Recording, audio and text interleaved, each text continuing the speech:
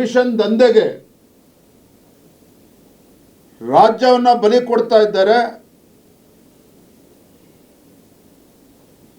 ರಾಜ್ಯವನ್ನು ಬಲಿ ಕೊಡೋದು ಒಂದು ಕಡೆ ಆದರೆ, ಮುಖ್ಯಮಂತ್ರಿಗಳು ತಮ್ಮ ಕುರ್ಚಿಯನ್ನು ಉಳಿಸ್ಕೊಳ್ಳೋದಕ್ಕೋಸ್ಕರ ಸಚಿವರಿಗೆ, ಆಪ್ತ ಸಚಿವರಿಗೆ ಟಾರ್ಗೆಟ್ ನೀಡಿದ್ದಾರೆ. ಇವತ್ತು ಎಷ್ಟು ಹಣ ವಸೂಲಿ ಮಾಡಬೇಕು, ಹಾಗಾಗಿ ನಾಗೇಂದ್ರ ಅವರು ಹಳ್ಳಕ್ಕೆ ಬಿದ್ದಿದ್ದು. ಅವರ ಕೇಂದ್ರದ ವರಿಷ್ಠರಿಗೆ ಕಪ್ಪ ಕಾಣಿಕೆ ನೀಡಬೇಕು ಅಂತೇಳಿ ಟಾರ್ಗೆಟ್ ಕೊಟ್ಟಿದ್ರು ಮುಖ್ಯಮಂತ್ರಿ ಸಿದ್ದರಾಮಯ್ಯನವರು. ಇದರ ಪರಿಣಾಮನೇ ನಾಗೇಂದ್ರ ಅವರು ಎಸ್ ಟಿ ಡೆವಲಪ್ಮೆಂಟ್ ಕಾರ್ಪೊರೇಷನ್ ಹಗಡಲ್ಲಿ ಸಿಲುಕೆ ಹಾಕಿಕೊಂಡು ಇವತ್ತು ರಾಜೀನಾಮೆ ಕೊಟ್ಟು ಮಾಜಿ ಸಚಿವರಾಗಿ ಇವತ್ತು ಕುಳಿತಿದ್ದಾರೆ. ಮುಂದಿನ ಸರದಿ ಜಮೀರ್ ಅಹಮದ್ ಅವ್ರದ್ದು.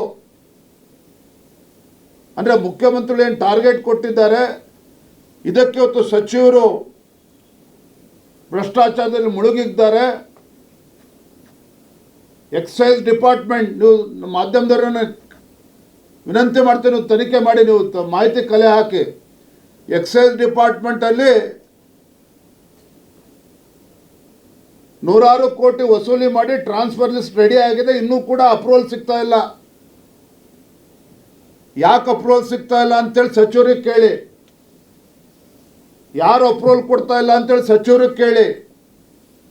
ಯಾರು ಅಪ್ರೂವಲ್ ಕೊಡಬೇಕಾಗಿತ್ತು, ಯಾರನ್ನ ಹೋಗಿ ಭೇಟಿ ಮಾಡಿ ಅಂತೇಳಿ ಅವರು ಆದೇಶ ಮಾಡಿದ್ದಾರೆ, ಅದನ್ನು ನೀವು ಸಚಿವರಿಗೆ ಕೇಳಿ, ಎಕ್ಸೈಸ್ ಮಿನಿಸ್ಟರ್ಗೆ. ವರ್ಗಾವಣೆ ದಂಧೆಯಲ್ಲಿ ಇವತ್ತು ಸರ್ಕಾರ ಮುಳುಗೋಗಿದೆ. ಇವತ್ತು ಸ್ಮಾರ್ಟ್ ಮೀಟರ್ ಬಗ್ಗೆ ಡಾಕ್ಟರ್ ಅಶ್ವಥ್ ನಾರಾಯಣ್ ಅದ್ರ ಬಗ್ಗೆ ಅನೇಕ ಬಾರಿ ಪ್ರೆಸ್ ಮೀಟ್ ಮಾಡಿದ್ರು, ಲೋಕಾಯುಕ್ತ ಕಂಪ್ಲೇಂಟ್ ಕೊಟ್ಟರು ಕೂಡ ಇವತ್ತು ಕೂಡ FIR ರಿಜಿಸ್ಟರ್ ಆಗದೆ ಇರತಕ್ಕಂಥದ್ದು. ಇದೆಲ್ಲವೂ ಕೂಡ ನೋಡಿದ್ರೆ ಕರ್ನಾಟಕ ರಾಜ್ಯದಲ್ಲಿ ಒಂದು ಕಮಿಷನ್ ಮಾಫಿಯಾ ಇವತ್ತು ಕೆಲಸ ಮಾಡ್ತಾ ಇದೆ. ಸಿದ್ದರಾಮಯ್ಯನವರೇ ರಾಜ್ಯದ ಮುಖ್ಯಮಂತ್ರಿಗಳೇ ಇವತ್ತು ಭ್ರಷ್ಟಾಚಾರಕ್ಕೆ ಕುಮ್ಮಕ್ಕನ್ನು ನೀಡ್ತಾ ಇದ್ದಾರೆ. It's a state sponsored corruption by chief minister Siddaramaiah himself.